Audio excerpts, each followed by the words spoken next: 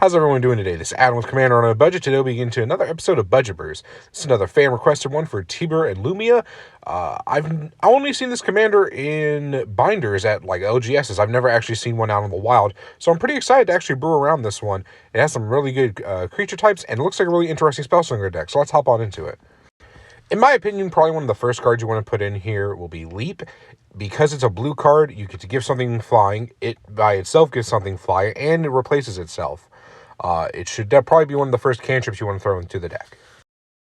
Flame, depending on your deck, you can replicate it a bunch of times, especially if you go the token route, and you can make a really big army, plus you can proc both the Tibur and Lumia's effect.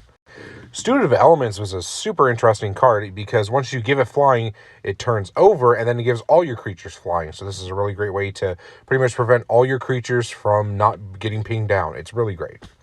We're playing a Spellslinger deck, so Goblin and Electromancer is pretty much a namesay in the deck. So this next section is going to be a little bit more of the payoffs that you can run in the deck. So Quintidis Spike is really good. I'm pretty sure I butchered the name, so bear with me. But pretty much you give something flying, you attach this to it, and you can pretty much cut your opponent's life total in half whenever you connect. It's real good, and thanks to its reprint in the new Capenna decks, it's less than $1. That being said, you can also run Rune Chanters Pike in order to pretty much knock your opponents out of the game depending on the amount of instant sorceries you have in your graveyard. Another really fun equipment you can run, you can actually attach this to your commander, and because of its effect to ping everything, it'll actually start killing creatures instead. Gorgon's Head, or pretty much any equipment that can grant it Death Touch, is a really great include in this deck. Some other super strong synergies you can run in the deck is Dismiss into Dream.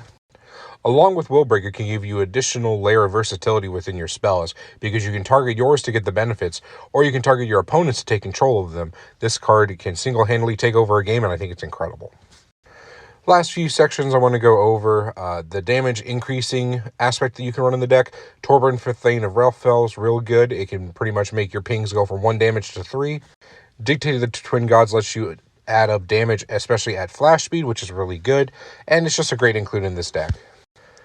In this deck, I definitely wanted to make sure I go over the cantrips part. You pretty much want cards that can replace themselves, but a card I don't see enough play is Careful Study. I've gone over it here on the channel. I would definitely consider it for this deck. It's like a watered-down blue Faithless Looting. I definitely think you should run it in this deck. These last two cards I'm going to go over are kind of some extra payoffs that you can run in your commander. Soryuba Vortex pretty much lets you draw cards, and then you get to deal damage to pretty much anything equal to the amount of cards you've drawn. This card can easily kill something, and it's just a really good card after you stormed off for a while. And Willbreaker Hippocam is actually a fantastic draw engine in this deck. This card's less than 50 cents, and I think with the amount of cantripping and spellslinging you'll be doing, this card's fantastic. Let me know what y'all think. Let me know if this helped you, and I'll see you on the next one. Bye-bye.